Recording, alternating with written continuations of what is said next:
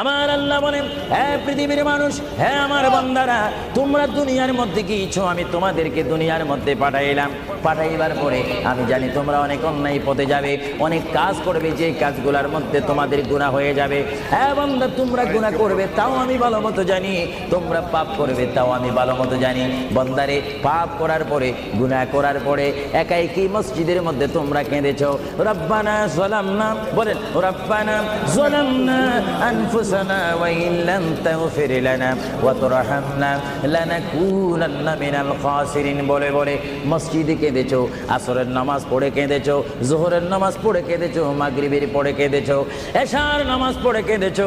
এ বান্দা, নামাজের মুসল্লা যখন বসে যাও, আমি আল্লাহকে তোমরা বারবার বল, আল্লাহ আমার গুনাহ মাফ করে দাও। তারপরও আমি তোমাদের গুনাহ মাফ করে নিই। তারপরও তোমরা নিশি রাত্রে, মানুষ যখন ঘুমে যায়, তোমার বিবি যখন ঘুম যায়, তোমার ছেলে যখন ঘুম যায়, তুমি নিশি রাত্রে ঠান্ডা পানি দিয়ে ওযু বানিয়ে নামাজের মুসল্লায় বসে তুমি আবার যখন ডাক দাও, রব্বুল আলামিন, পৃথিবীর কোনো মানুষ আমার গুনাহ সম্পর্কে জানে না, তুমি আমার গুনাহ সম্পর্কে জানো।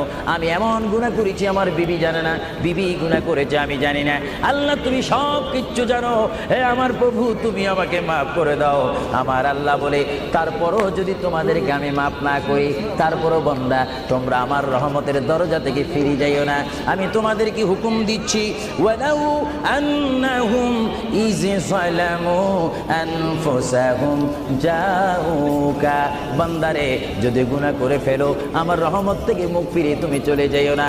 হ্যাঁ বান্দা, আকাশ পরিমাণ যদি গুনাহ করো, পাতাল পরিমাণ যদি গুনাহ করো, সাগরের পানি পরিমাণ যদি গুনাহ করো, পাহাড় তুলনায় যদি তুমি গুনাহ করো, আমার দরবার থেকে তুমি নিরাশ হইও না। হে বান্দা, আমি তোমাকে একটি রাস্তা পাঠাই দিচ্ছি, একটি পথ তোমাকে আমি দেখাই দিচ্ছি। সেই পথটি কোন পথ তোমরা জানো? ওয়ালাউ আন্নাহুম ইয যালামু আনফুসাহুম জাউকা, বান্দারে, যখন তোমরা বরবাদ হয়ে যাবে, তখন তোমাদেরকে একটা পথ আমি তোমাদেরকে দেখাই দিলাম। সেই পথটির নাম হচ্ছে আমার রাসূলের মদিনা। জুড়ে বলেন সুবহানাল্লাহ।